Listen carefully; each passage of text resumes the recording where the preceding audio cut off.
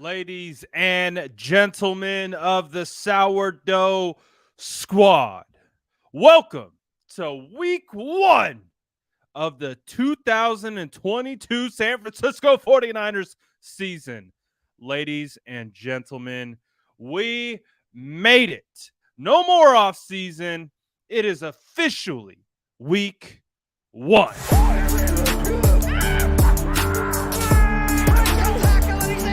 Smash that like button if you haven't already. Love to see it.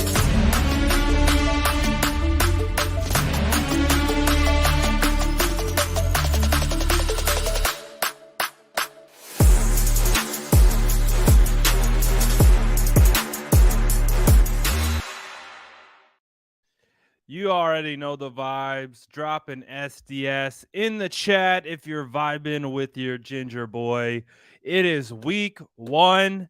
Football is here. We got all kinds of stuff to talk about. All the swirling of the drama is still picking up steam. We have apparently Justin Fields holding a grudge against the San Francisco 49ers. I brought out the Ohio State sweater just for Justin, so we can talk about if that revenge will actually be met. I don't think so, Justin. I love you, my guy, but you need to talk to your boy Darnell Mooney, because Darnell Mooney is going to get you in a whole heap of trouble just by talking a little too much. So I apologize for your get your boy. Someone get your man. Get Darnell Mooney, because he's going to get you in trouble. Because the 49ers, they've seen that already. And they're going to be like, "Oh yeah?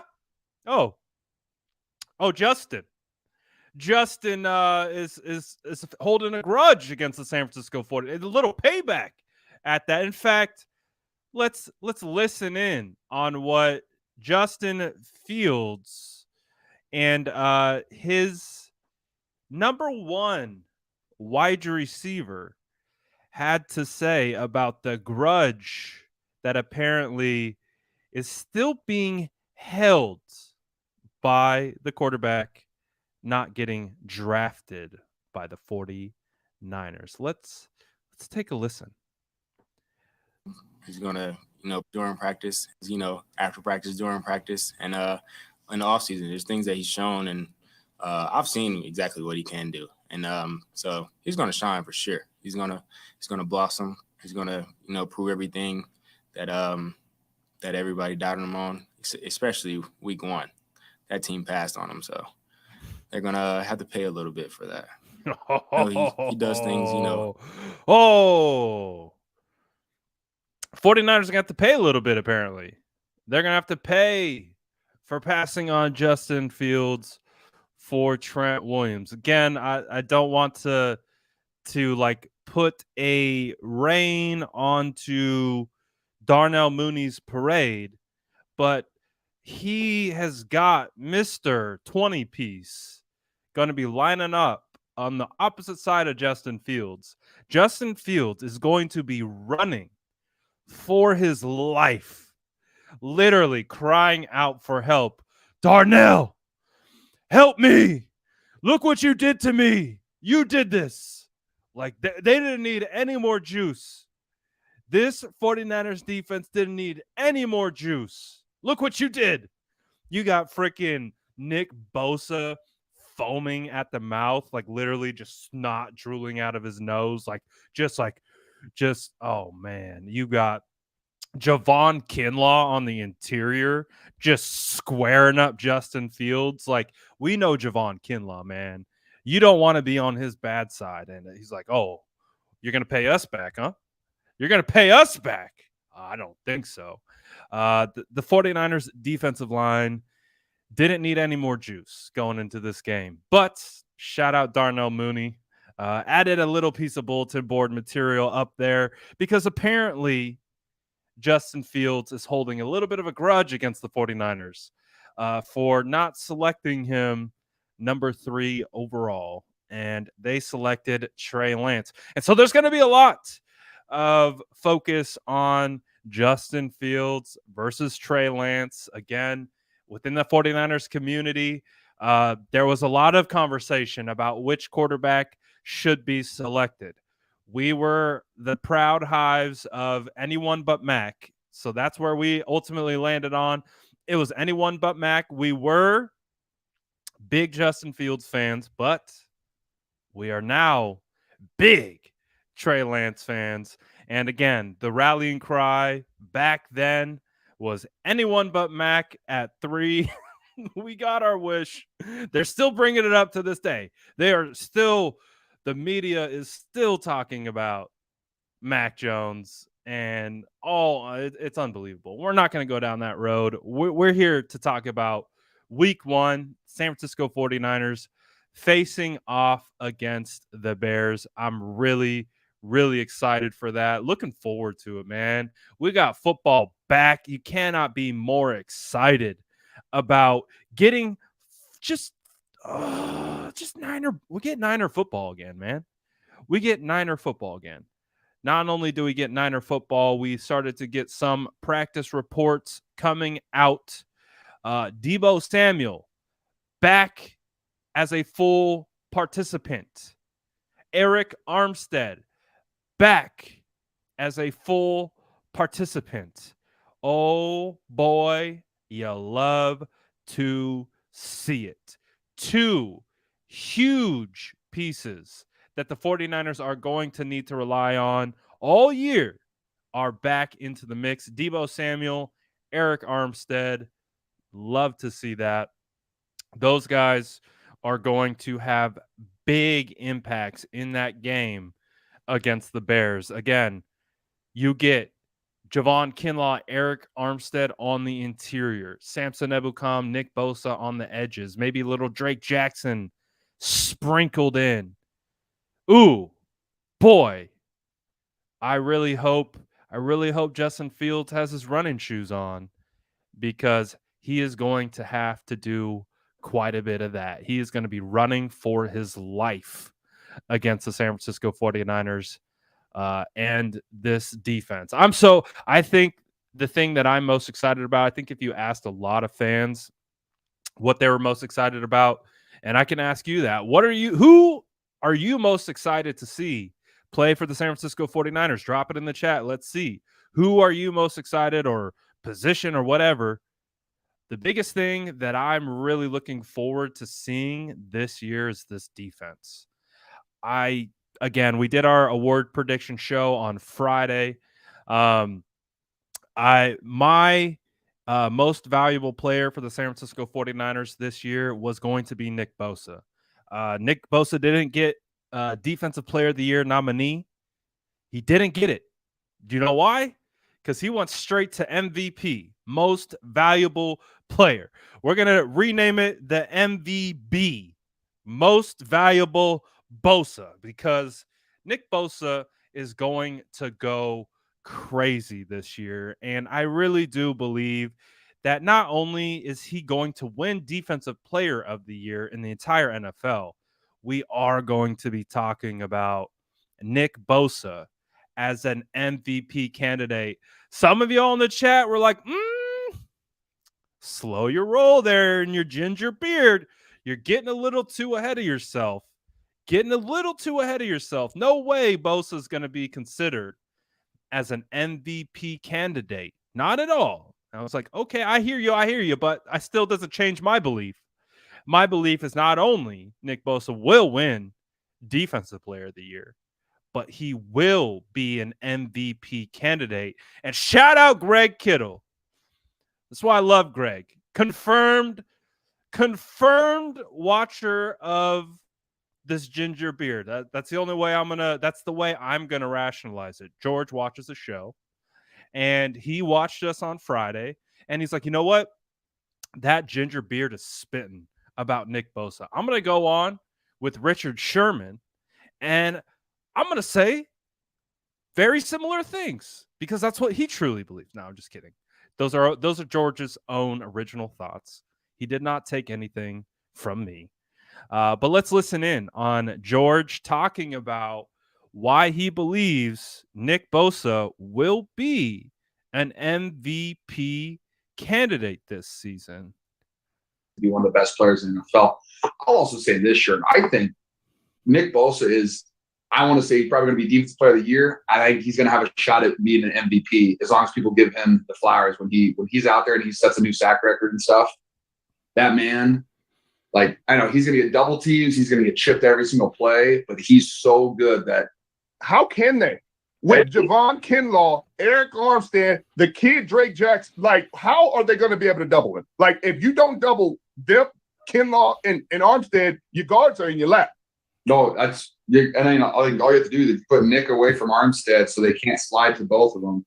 You're going to give Kinlaw, whether it's Kinlaw or Armstead's going to get two. Nick might get a chip, but your other defensive end and your other tackle are each going to have these one-on-ones, and there's not a lot of guys that are sturdy enough to handle Kinlaw.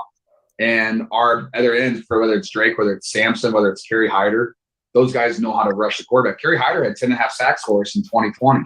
Right, I was there. Yeah, you were there. Like, we got guys that know how to rush the pass. We got guys that know how to stop the run. Hey, and guess what? We have three of some of the best linebackers in football right behind him, and I think our secondary looks pretty decent too. Come on now, dude. It's almost like you guys are a pretty good team. Some would say that we're a pretty good team. I mean, I don't know. If you listen to the show on Friday, I mean, me and Greg, same wavelengths. We both got the ginger beards. It's just how it works out. We I guess think the same as well, because these were literally all the points that we were making last Friday for doing our award show or predicting our 49ers awards for the year. And again, I can't be more excited about this defense. I asked you guys earlier who you guys you're excited about. You got some, let's see. I want to get you guys involved here a little bit. We got Trey Lance, Bosa. Bosa for sure. Lance definitely. Lots of Lances, of course. Lots of Lances. Ayuk, Drake Jackson, Bosa MVP loading. We're starting the campaign for sure. Kinlaw, a lot of people are excited to see Kinlaw. Trey Lance and Jimmy G. But, man, I am super, super freaking excited about this defense. Not only am I excited about this defense, I am so excited for Nick Bosa. It's, again, being at joint practices. Again, I've seen Nick Bosa win against Trent Williams in training camp this year. Like, with, I don't want to say relative ease, because when it's not easy beating Trent Williams under any circumstance. But this one play, it's just burned into my brain because I was watching one-on-ones between Trent Williams and Nick Bosa. Trent Williams just handled Nick, like, mirrored him, stayed in position of him, any type of move. Trent Williams was right there. He's throwing hands, great balance.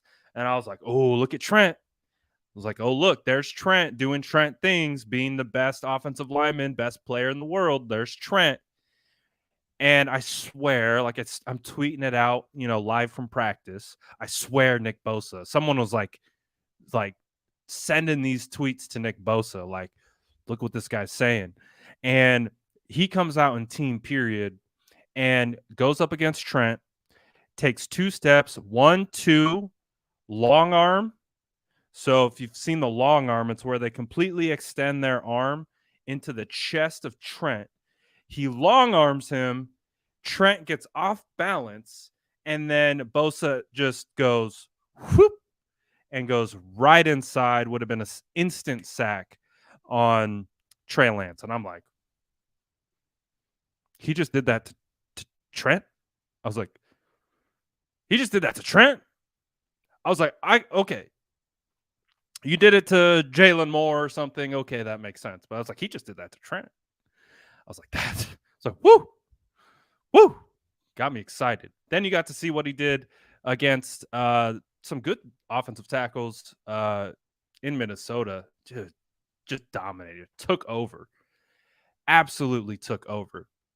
So I think ultimately, when we look at this entire situation with Nick Bosa, it's not just us from the outside saying, "Oh, Nick Bosa is going to have a really good year." It's the people inside the building who get to go against Nick Bosa every single day, see the work that he puts in, and it just feels like he's going to be in for a big year. So the Nick Bosa hype train, we are 100% full steam ahead. We're not stopping. We are not stopping. The Nick Bosa hype train is off and running. So I think it's going to be a really, really big year for him and the defense, and really looking forward to it. Over the weekend, we also had some signings go down. The San Francisco 49ers have signed linebacker Buddy Johnson to the practice squad, former undrafted free agent. They had also signed tackle, former UTSA teammate of Spencer Burford, Leroy Watson, who is actually a converted tight end who is learning how to play tackle for his first time this year. When you hear that, you think of, well, Joe Staley was a converted tight end. Good old Daniel Brunskill was a converted tight end. I like converted tight ends playing tackle, and he's just a massive, massive human being. So you imagine he's going to be able to move well. So I like that. 2 practice squad additions that are going to come back around and could definitely develop with the San Francisco 49ers for a while.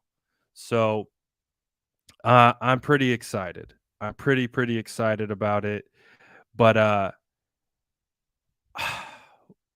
we're here. We made it. Week 1 is here. Chicago Bears, they got a new head coach. They got a little bit of a revamped offensive line.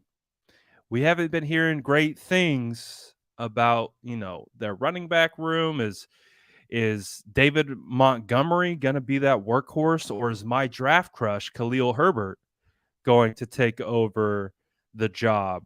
We're going to find out, but I think the Chicago Bears are going to be a really interesting first kind of battle for the 49ers. Obviously, we saw what the Bears offense did that last preseason game, right?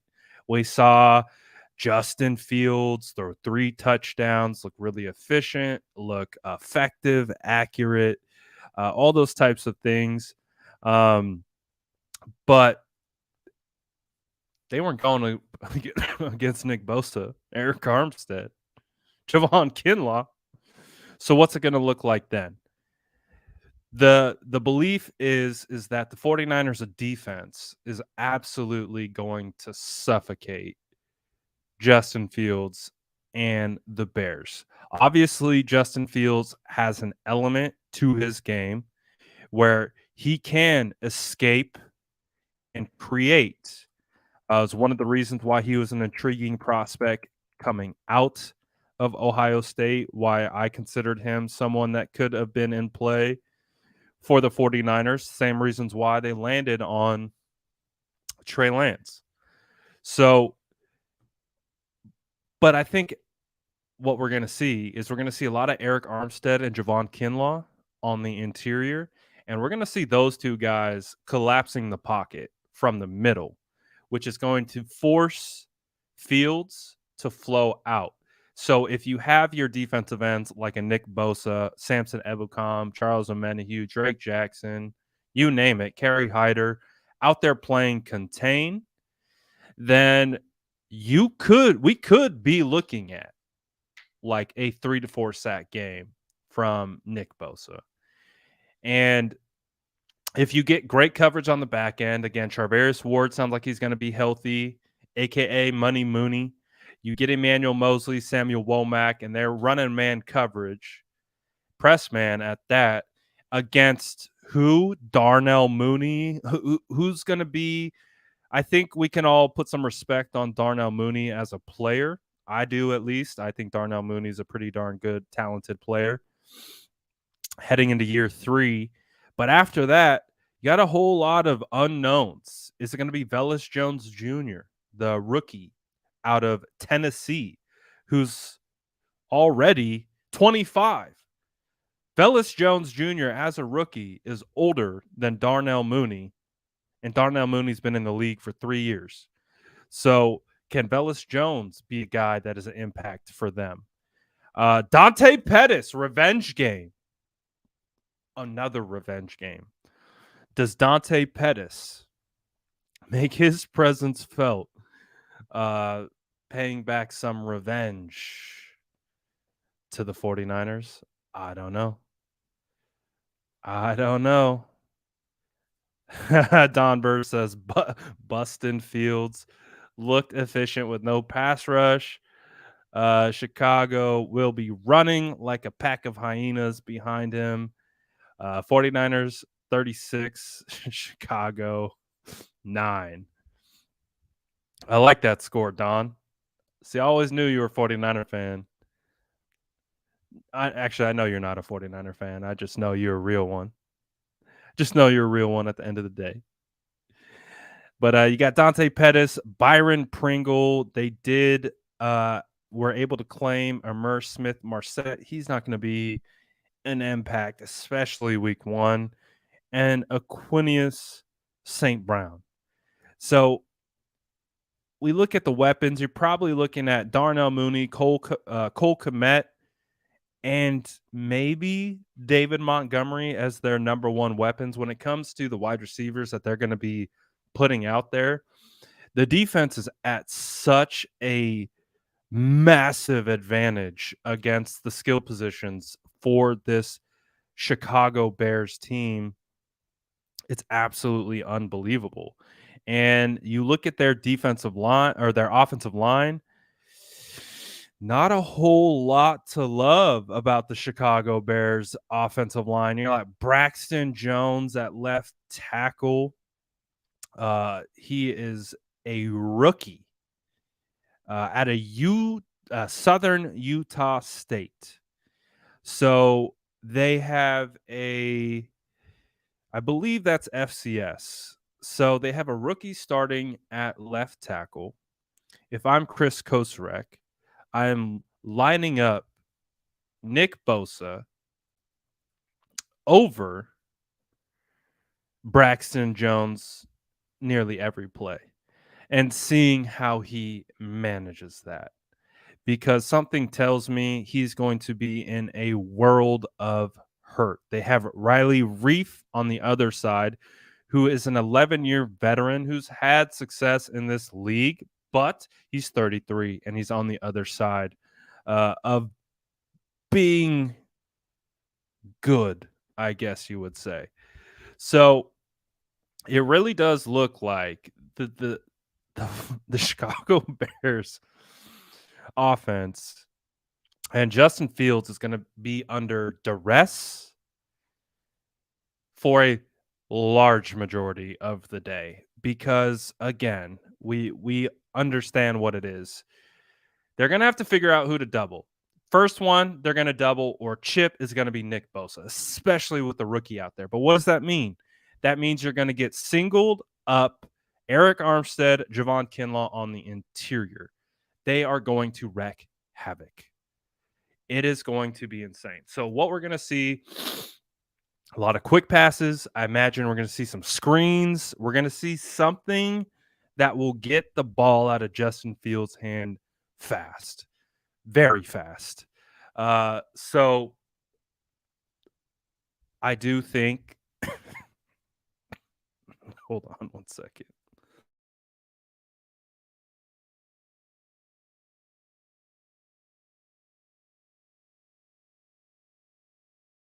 Oh, better. Much better. I feel like this offensive line is going to struggle mightily by the hands of the 49ers defense. It is going to be Justin Fields running for his life. Then we have to determine how well does Justin Fields do at that point under severe pressure.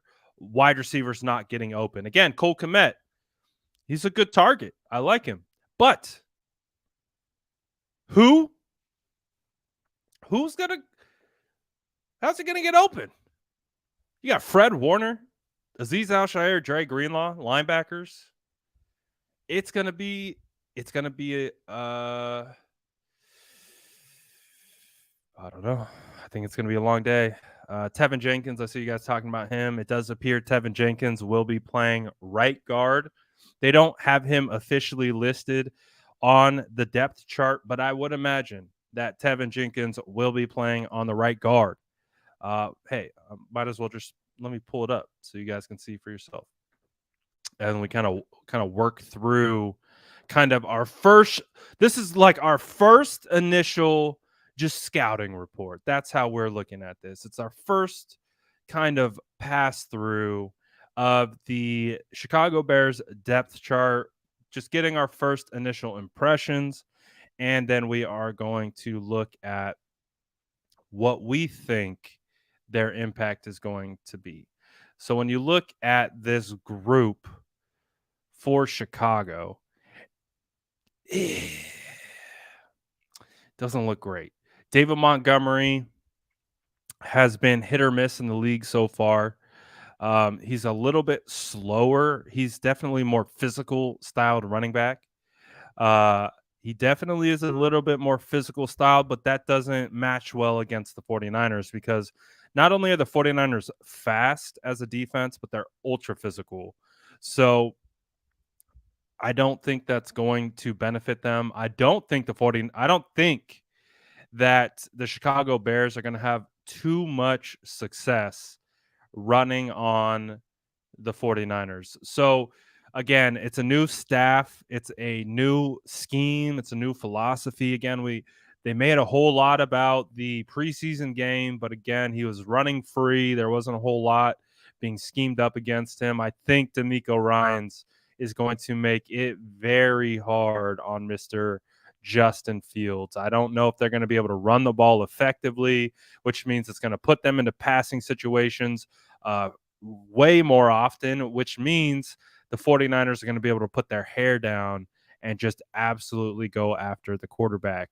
So it's going to be really interesting to see how that all plays out.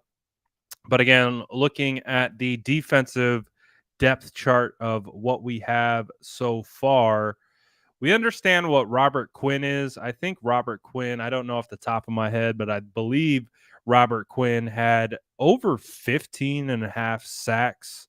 I think he had even more than that. Ooh, I like that. So shout out 49ers Kyle, if you're watching. The 49ers have tried out running back Abram Smith, formerly of Baylor. So this is from Field Yates. I like that because I like Abram Smith. If you watch the Senior Bowl, Abram Smith played really, really well. He has a good feel for running in zone schemes. So I like that. So the 49ers are trying out former Baylor running back Abram Smith. I believe he went undrafted. I like that. Could be some additional running back depth. There he is. Shout out, Kyle. Thank you for the tag. Appreciate you, my boy. Appreciate it. Luke Luna says, from reports, I heard it looked like Montgomery slimmed down a tad and looks quicker, so he gains speed but loses some mass to take hits. I think too with Montgomery, he's just never been a twitched up guy. Like that's just not part of his game. Losing weight could help him get maybe a step quicker, but I think it's not going to be enough. We'll see. Again, we'll see. But we have the fastest linebacking core in the NFL, and especially if you have guys up front who are taking on double teams and you're allowing these linebackers to freely flow in and out of gaps, it's going to be nuts. Thank you. 18.5 sacks for Quinn. So he had quite a bit. So we'll give him that. But I don't think any of those sacks came against the 49ers.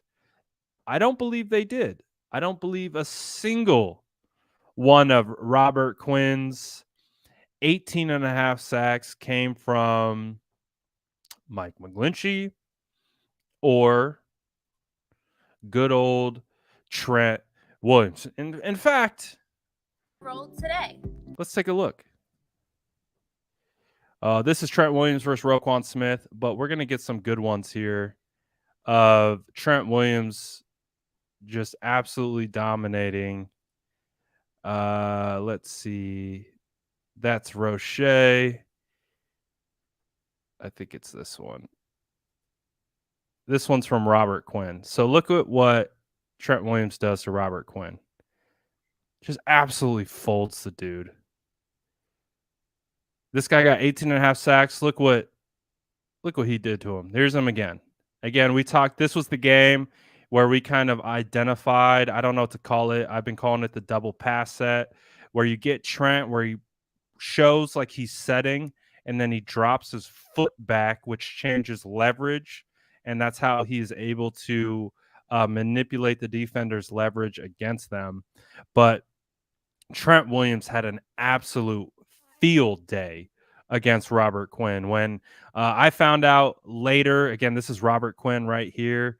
You get a bull rush to him just completely able to stop him in his tracks.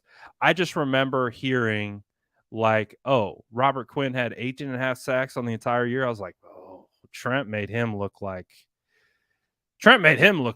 he was a nobody. Trent ragdolled that dude up and down the field all game. So that's their best weapon right now on defense.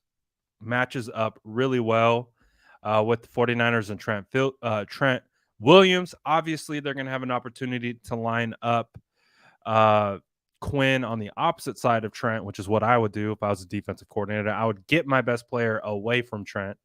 But we'll see. We don't know yet if McGlinchey is trending towards playing this week or not. It's definitely going to be something that we're going to have to pay attention to for sure. Bay Area Insight says, Abram Smith was my late round draft crush, so hyped off something that everyone's going to brush by. I think Abram Smith has some talent. Again, I think he has one of those traits that you can't teach, and it's vision. You just have to be able to have it or you don't. And I think, Trey Sermon was one of the most recent who have proved, hey, you either have it or you don't. And I don't think, Trey came equipped with that type of vision that you want to see with this inside basically the outside to mid zone running scheme. But again, looking back at the defense, you look at these guys, Tevis Gibson, 25 years old out of Tulsa. Oh, I remember watching 99 last year. Nothing from this guy stood out to me watching him on tape last year. I remember watching him and just remember there was nothing there that really stood out. Angelo Blackson, 8-year veteran out of Auburn. I don't know him by name, so I will reserve judgment on him. Justin Jones, 5th year out of North Carolina State. Ooh, Justin Jones. Formerly with the Chargers. Checking out the stats. He did okay. I don't know him either, but that is something that we could always go back and look. This was a guy that I know met with the 49ers at the Combine. I actually saw him walking down the hallway with a 49ers bag. And that's how we broke the news that Dominique Robinson met with the 49ers. He was carrying some 49ers swag down the hallway in Indianapolis. But he's actually an intriguing prospect. But ultimately, when we look at the top guys that they have on the front four, Robert Quinn is really the only one who moves the needle. But when we look at what Robert Quinn did last year, absolutely neutralized by the 49ers offensive line. Let's see some signings going down. I don't know if they have any pertinence to us. Nope, they don't. Again, Roquan Smith is a good linebacker. I really do like Roquan. I think he is one of the better young linebackers in the NFL. But again, I could pull up that same tape. Trent Williams just folded this guy on multiple occasions. And again, I like Roquan. I think Roquan is he's very fast. He moves really, really well. But when you get a big body on him, it's really easy to kind of move him out of the way. So I don't think the 49ers are going to have when we're talking about matchups, again, that's kind of what we're doing right now. We're straight up high level matchup, looking at these guys. Does anyone jump off their roster that we are scared of or maybe could be a bit of damage to the 49ers? Roquan Smith did a whole lot of nothing last year against the 49ers. And again, Trent Williams folded him on multiple occasions. Just absolute. And again, I don't see anyone on that defensive line who's going to require doubles. I don't see anyone on this D line that's like, oh, you got to double him. You got to double him. And that means we're not going to be able to get to second level. I would imagine, again, based on paper, the 49ers are going to be able to run their offense by able to get to execute double to backers and get to the second level and allow the running backs to find their lanes behind them. So there's nothing really that jumps out from this defense where I feel like it got any better than last year. I don't see anything that, again, you got a rookie cornerback. So Trey Lance is going to have an opportunity. Now, Kyler Gordon was a pretty solid prospect coming out of Washington. He's got really good size, and I think he has a potential to be a good player in this league, but he's still unproven, and it's a perfect opportunity for a guy like Trey Lance to go after and attack a rookie. And let's see what he's got. Let's see what you got, rookie. Let's put Brandon Ayuk over on Kyler Gordon, and let's run a 9 route, and let's see how Kyler does, and let's just throw it at him. So, I'm looking forward to it. I think Kyler Gordon has the potential to be a good cornerback, but still needs some time. Jalen Johnson, I haven't seen a whole lot on tape, so I can't give you a stellar scouting report on him, but he's had some experience. And then we know who Eddie Jackson is. Eddie Jackson feels like the Bears safety forever. He's played a lot of games. He's put up a lot of pretty solid production. He's a guy that I like. He's definitely one of their better players on their team. And they added Jaquan Brisker. I know a lot of 49er fans.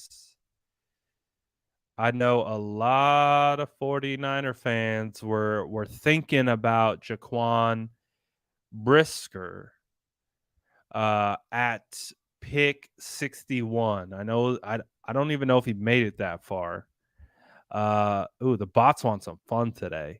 The bots heard that Justin Fields, number 1 wide receiver, was airing out his dirty laundry. Lopez says Jalen Johnson is solid. Real solid. I remember him being talked about in the draft process, but I haven't followed his career up until this point. But he says it doesn't matter. I think Brisker's going to be really good for sure. I think a lot of us wanted Brisker.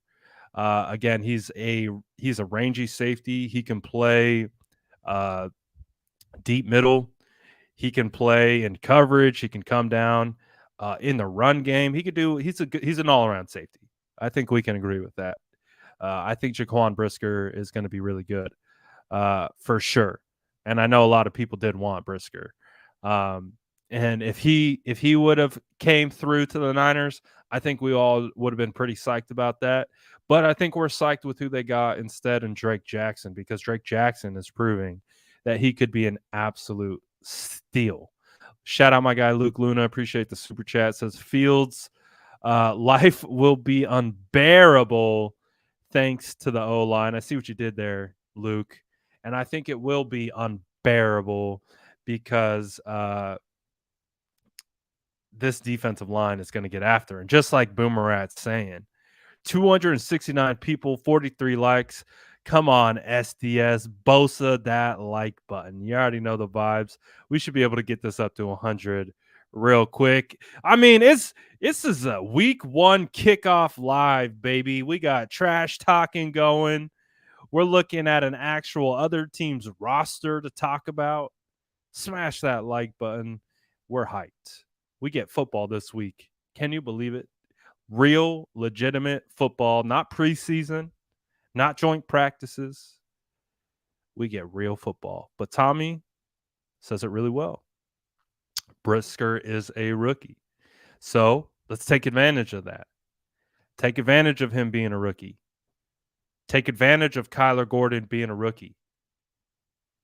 Take advantage of hopefully the 49ers offensive line with Brendel Burford and Banks holding up and allowing Trey Lance to work through his reads and get the ball off.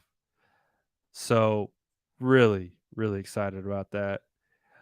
Who else had their fantasy drafts? I had my fantasy draft over the weekend.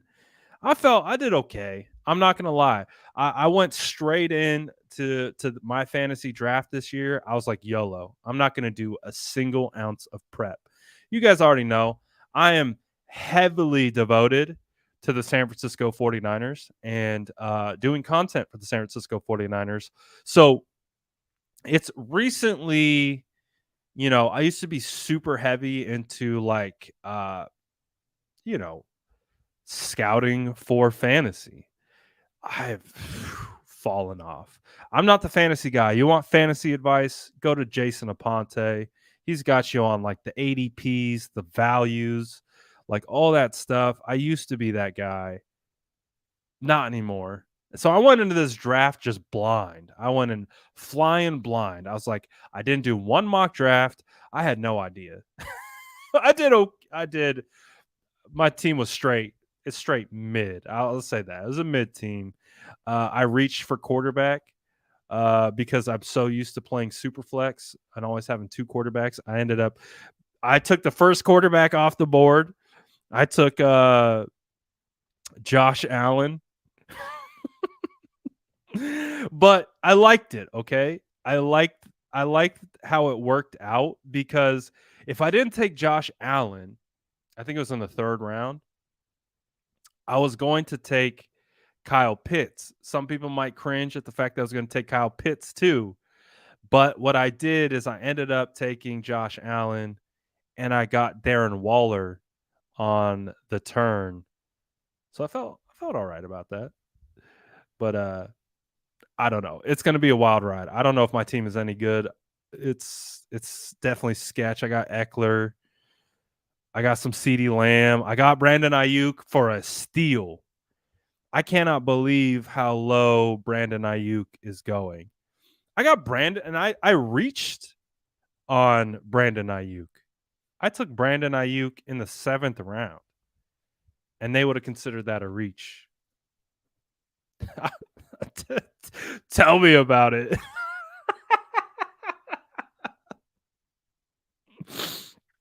Bro, I'm so I'm so like not on game with like values, and that's where I was. I was stuck with the like ADP value of what they give you. We use Sleeper, so I'm just stuck with Sleeper. Like I'm like, and all the guys that I was like, all right, based on the value, I'm gonna be able to get them around on the other side. They all got sniped. I was like, oh god, this is not turning out well.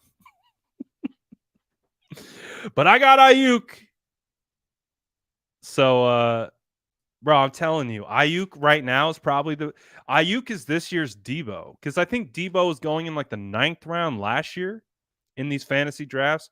I think Debo was going real late because again, you had the injury concerns from 2020. He didn't play a whole lot. And then you had Ayuk, who had a good year, and a lot of people were projecting Ayuk was going to have the bigger year. I was one of them. And Debo just destroyed fantasy. Like if you got Debo last year, good chance you won your fantasy league. But anyways, it's fantasy season, it's football season. 49ers versus Bears. Couldn't be more excited about it. Do we want to do it's really early. I'm just so excited. I'm just so excited. Normally we'll keep these for later, but why not? Why not? We got some people in the chat. Let's do we'll do it again, but let's do score predictions. Let's do score predictions for 49ers versus Bears. I want to see what you guys think. Again, we just kind of looked at the roster, so it's good time. We looked at the roster, we looked at how everything stacked out. What do you think the score prediction is going to be week 1 for 49ers versus Bears at the Bears, 10 a.m. start time? What do you think it's going to be? You think the guy's going to be a little groggy, kind of in the Midwest time zone, or do you think it's just going to be absolute just massacre? I want to see what you guys are thinking in the chat. Eric straight out the gate says 27-10. Oh yes, this is the best. Yesterday was the last Sunday without football until February. You love to see it. Ooh, second 27-10. Jesus going all out to the wall. Nick Bosa scores 3 touchdowns in this scenario. Ooh, Tommy's massacre 49-3. Sam H says 2017 Bears. Ooh, close. And he's got the Bears winning. 28-10. I'm assuming 49ers. 24-10. Jesus came back to reality with the 21-3. 35-17. 24-10. 24-6. 23-0. 24-7. I'm going to be really, oh God, this game is just, there's so much intrigue of like how it's going to play out. How's the offense going to look? Are the 49ers going to be able to run the football? That's the biggest question I have. Are the 49ers going to be able to run the football effectively? Ooh, Robbie Gould wins it in overtime, 16-13. Vince says 27-13 Niner gang, baby. 24-14. Cap says 32-14. 17-17. 17-7. Niners get the W. 24-10. 28-10. 27-6. I don't do prediction. I'm a fan. 70-0. I like that one. Bay Area Insight. Ooh, I like these kind. He says Justin Fields with 2 seconds left in the 4th quarter, 64 yards to go. Fields drops back, immediate pressure, rolls out, wide open to Darnell Mooney. Touchdown, Chicago Bears, Justin Fields. 76-7 49ers. Nice. You had us at the edge of our seat there. You had us on the edge of you really painted the picture, and then lo and behold, absolute 49ers blowout. 24-7 SDS 31-10. About to be a blowout. 17-6. Bear Insight's real number 28-15. Oh, I feel 3 sacks, man. I feel 3 sacks. I just do. I feel like this is the game where Nick Bosa sets the tone for the defensive player of the year talk. I feel like this is it. Like you already know the best thing you can do as a player is have a good game 1, because the good game 1 will buy you at least 3 or 4 like additional, like, oh, he's good, he's just working through it. Like, so like for Trey Lance, we want to see a good Trey Lance game 1.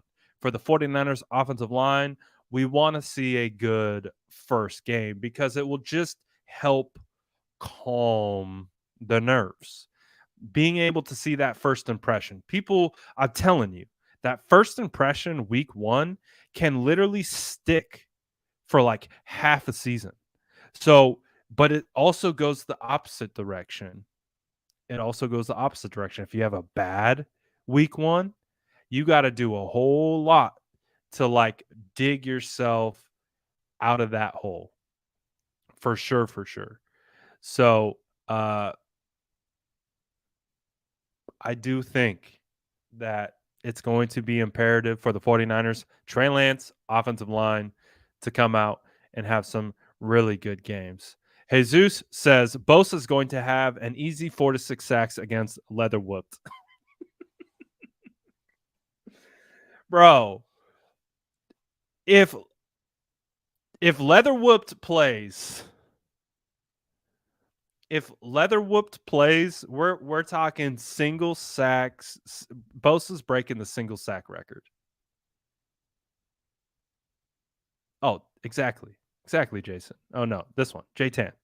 Yeah, we're repping the Bear. That's who we're repping. We're repping the Bear.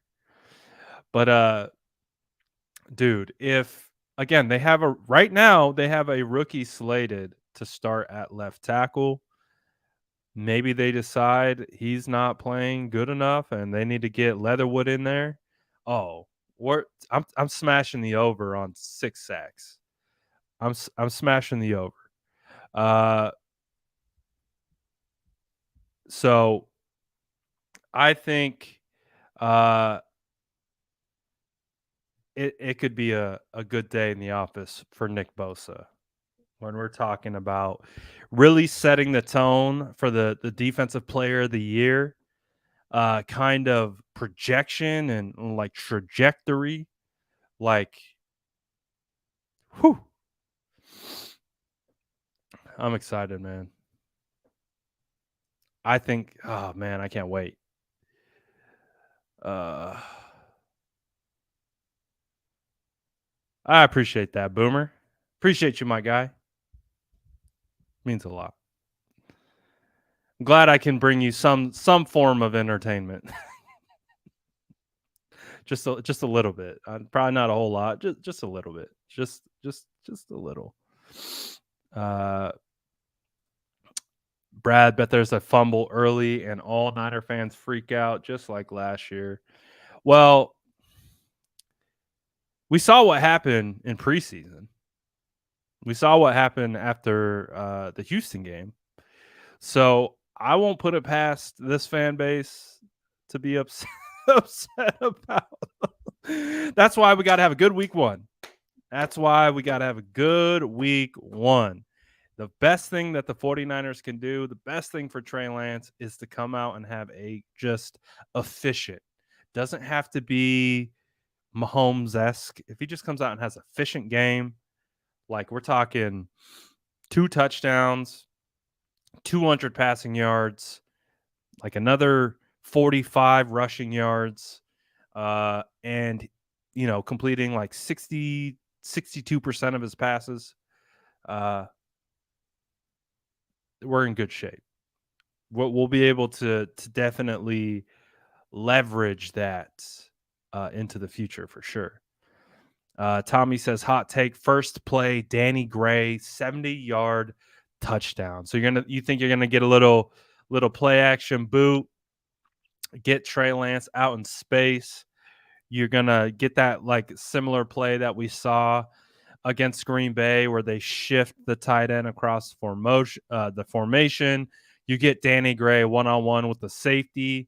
Ooh, get Danny Gray one-on-one with Jaquan Brisker and just let Danny Gray go right past them.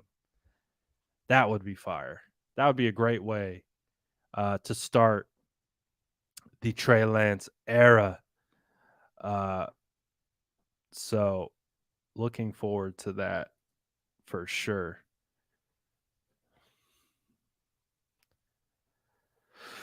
Let's see. If you guys do have any other questions, comments, feel free to get them in here before we wrap up. Again, shout out to SDS. It's been a long off season. We've made it this far. We are here. It is week 1. What's good? Homie Locksmith in the chat. What's good, my guy? We made it. Week 1. It's here. We did it. I'm so happy. Shout out to my island boy. What's good, Sean? Cole Kmet gonna repeatedly chip Bosa this game, yay or nay?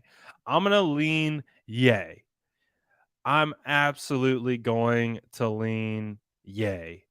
I think that they are going to do everything in their power to allow Nick Bosa to literally have zero time to get off the freaking line of scrimmage. So Cole Kmet throwing a chip down at Nick Bosa 100%. Wide receivers throwing chips, running backs, chips. Nick Bosa is going to have way more chips than he wants anything to do with. So I think that's going to be for sure. They're not going to be able to, especially if they somehow like, if you get Nick Bosa one-on-one with Cole Kmet, like Cole Kmet's going to need some help. So it's going to be wild. It is going to be wild. If you were the Bears, where would you attack the Niners defense? It's a good question. If I was the Bears, obviously I'd be thinking of it like this. There's not going to be a whole lot of time to drop back and pass, right? There's just not going to be. You're going to have some form of pressure. So that's the first place that I would attack. I would take the 49ers aggressiveness, which I'd assume they will be, and I would try to use that against them, whether that's a tunnel screen, bubble screen, or just a standard screen to the running back. Try to get them in that conflict zone.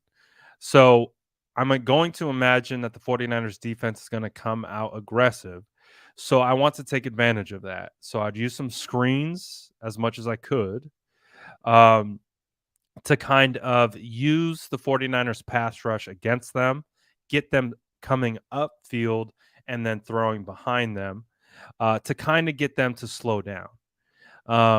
And then once they started to slow down a little bit and be more cognizant of the short, quick passing game, specifically if it were to be screens, then I would start integrating. Again, you have to try to get the run game going.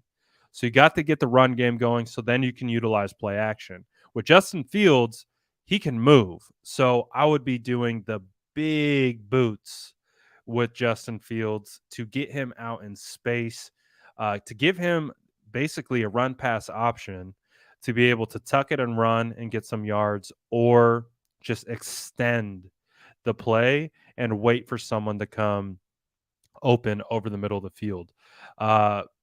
If you got Sam Womack in the slot, I might be playing Darnell Mooney in the slot a little bit more and trying to get that connection going a little bit sooner, kind of almost like force feeding that connection, because Darnell Mooney is by far and away the best wide receiver the Bears have.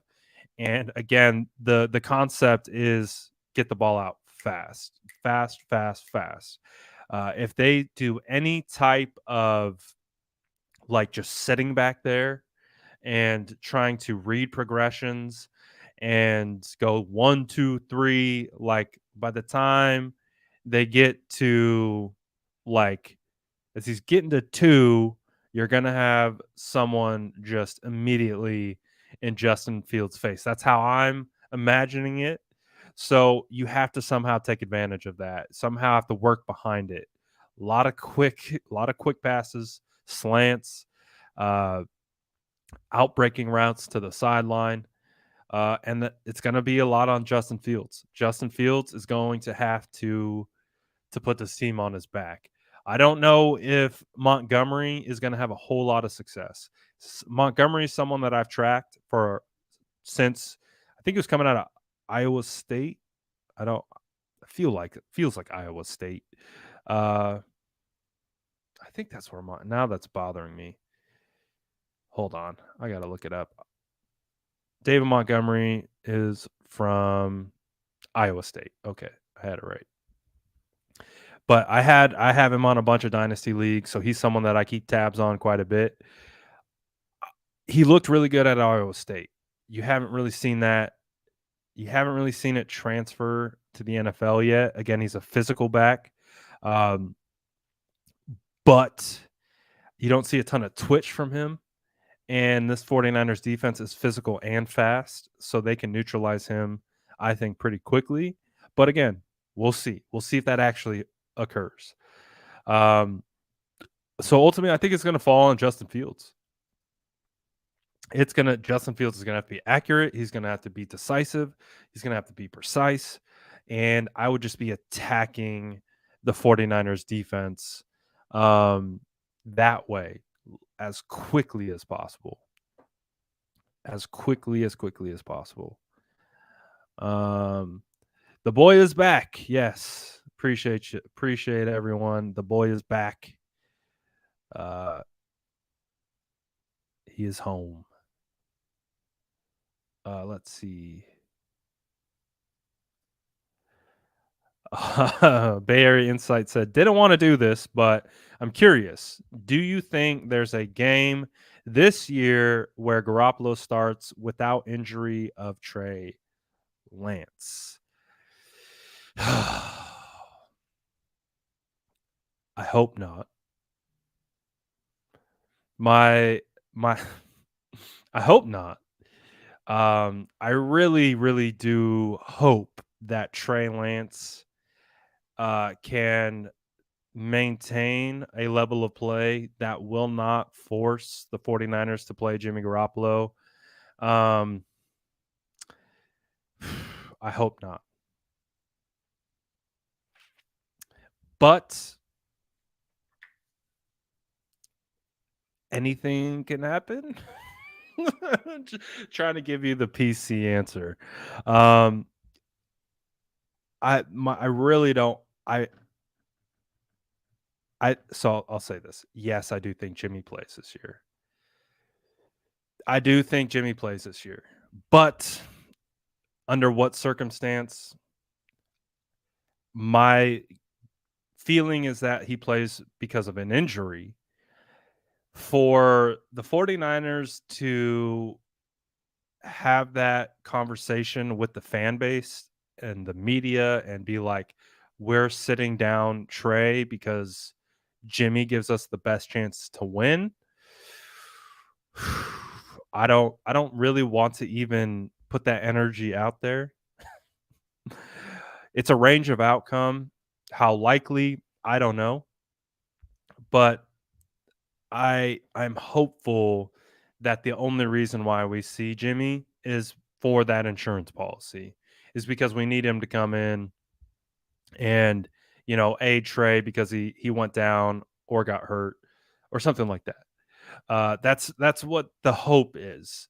I do think part of the reason they brought Jimmy back was also for that fact that if for whatever reason Trey wasn't ready they have someone to go to. I do think that's part of the reason. I don't think it's all solely based on just injury or insurance policies or things like that. I do think there is a world that exists where maybe they're like, oh, Trey is taking a little bit longer in his development, but for them to actually make that switch, that would take a lot. That would take a lot, in my opinion. And Trey would have to be playing at a level that made it obvious that they had to do that. So I just hope it doesn't get there. I just hope it doesn't get there. I think Trey will have his ups and he'll have his downs, but I don't think at this point it will really be anything to like hinder him to get benched, because we saw Jimmy Garoppolo have some really rough games last year. He was given the opportunity to kind of work through them. My hope is that Trey gets that same opportunity to kind of work through them. And as a result, Trey is able to come out on the other side. So the hope is no, but I could see it. I could see it. The hope is no, though. Because we already know what it is. We want Trey to be successful. We don't want the break glass in case of emergency type scenario with Jimmy that isn't injury related. Like if they're having to put Jimmy in because they're concerned about winning games, that's a completely different conversation. I hope it doesn't get there. I think the organization, the team, everyone wants Trey Lance to be successful because they want to be able to feel confident going not only into this year, but into the future with Trey as the starter. So I think it'll be all right. But you never say never in the NFL. You never say never. I mean, you already had Peter King coming out predicting when Trey Lance is it's just going to be like, man, let the kid live a little. Let the kid have some ups and downs. Again, I feel better with Jimmy in the sense of having that guy on the roster that, like, let's say it's not working and progressing as we all hope and dream and believe, that you can turn to someone that has won football games. So we'll see, man. We'll see. I agree with this. Jimmy Garoppolo is a much better security blanket than Nate Sudfeld, for sure, 100%. So that can't be questioned. So that's going to be one of the things that we talk about every week, unfortunately. So get ready, SDS, because, hey, man, if Trey Lance has an up and down game, we know what the chat's going to look like. We already experienced against the Houston Texans in preseason. The chat was almost unbearable after the Houston game, and we're talking about preseason.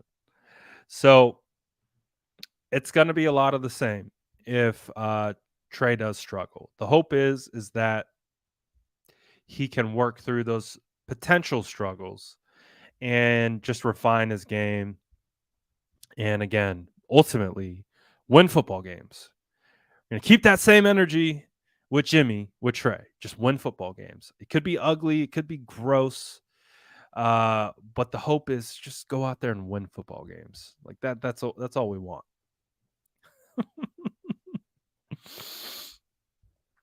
Vincent said, the tape never lies. The gridiron will dispel or support narratives. 100%.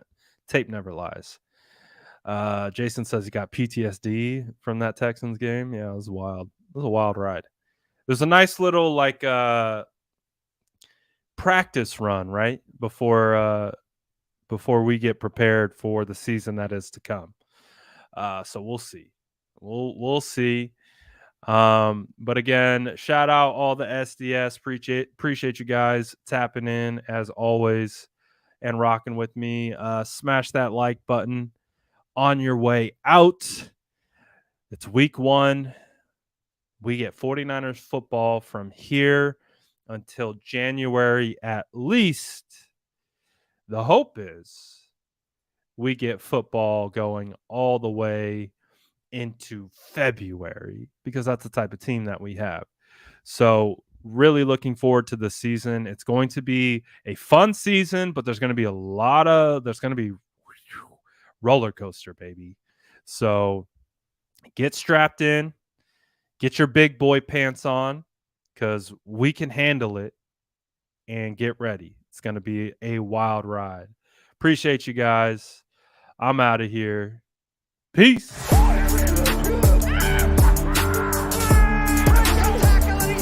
Smash that like button if you haven't already. Love to see it.